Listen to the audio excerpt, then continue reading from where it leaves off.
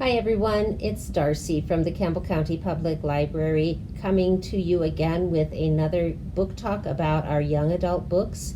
This time we're going to talk about books in our young adult collection that take their basis in stories from mythology. Mythology is just another word for belief system, and when we think of mythology, we usually think of the Greek gods, such as in Rick Riordan's Big Guide to the Greek Gods, Percy Jackson's Greek Gods. We're going to talk about Percy Jackson in a minute. This is a great guide to that particular mythology. It's illustrated by John Rocco, and it gives a lot of information. It's fictitious, but still really relevant information about that belief system. So mythology can be from any culture. Rick Riordan has made several series dealing with different mythologies. Let's talk about them.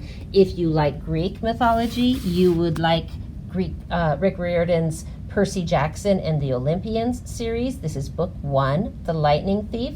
That goes through 5 books following the adventures of Percy and his friends in their dealings with the Greek gods. And then the series continues a little bit different variation in the Trials of Apollo, book 1 being the Hidden Oracle, but still continuing with the idea of the interference of the Greek gods in human lives. Riordan has also done a series about Egyptian mythology. This is just a CD book of the Red Pyramid, and that's the first in the Red Pyramid series.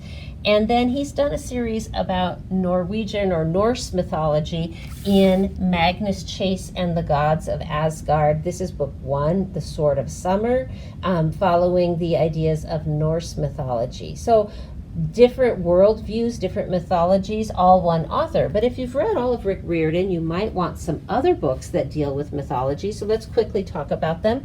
Going back to Greek mythology, we have The Daughter of the Pirate King by Tricia Levenseller. This is about a girl who's half human but half siren. If you know Greek mythology, the sirens were temptresses who lured men to their islands and then wrecked their ships. So you can imagine that for a pirate king, having a daughter who's half siren could be advantageous. If you also like Greek mythology, you might like Lovestruck by Kate Watson. You can imagine that this is going to play off of the myth of Eros or Cupid in Roman mythology. It actually follows the story of Callie, who is the daughter of Eros and Psyche. And Callie is in training to be a Cupid. She's learning how to use her arrows effectively when she accidentally nicks herself and falls in love with a human being. And this is the story of what happens after a god falls for a human. The Greek gods are added again in The Lovely War. They are meddling in the life of several human beings across generations. It turns out that Ares and Aphrodite, 2 Greek gods that you might be familiar with if you've read the Percy Jackson series, are caught in a compromising position, and in an effort to exonerate themselves, they weave a story of their interference in the lives of 4 humans over the course of 2 world wars. That's The Lovely War by Julie Berry. If you know much about Greek mythology, you might know the story of the Trojan horse and the Trojan War.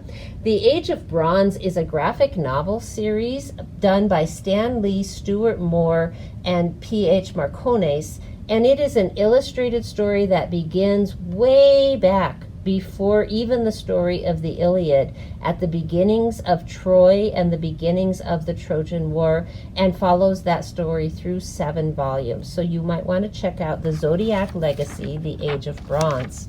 Okay, getting away a little bit from Greek mythology, let's look at 2 more books.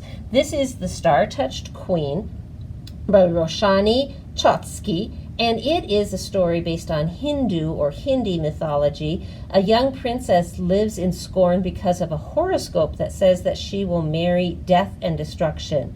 But when she actually does get married, she finds out that her husband's gifts take her to the other world, and that is a place of demons and magic in which she must learn to live. This is the first in a series, The Star-Touched Queen.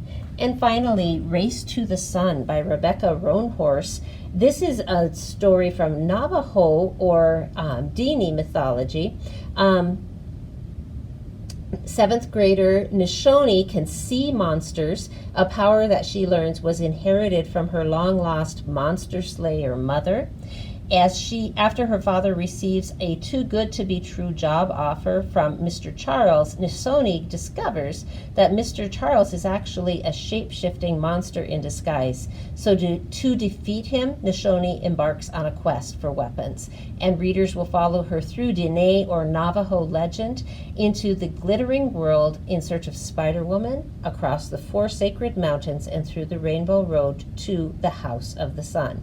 There you have it, some more books that deal with mythology and different belief systems from our young adult collection. I hope you found one that sounds interesting to you.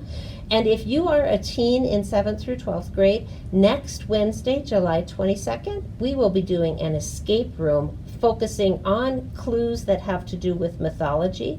I hope you'll think about joining us. We will do sessions starting at 1:30 in the afternoon, and you do need to sign up. So that's Wednesday, July 27, July 22nd, a mythology escape room, doing that through signups at 687-9227. Hope you're having a great summer. Thanks for joining us, and I hope to see you soon at the library.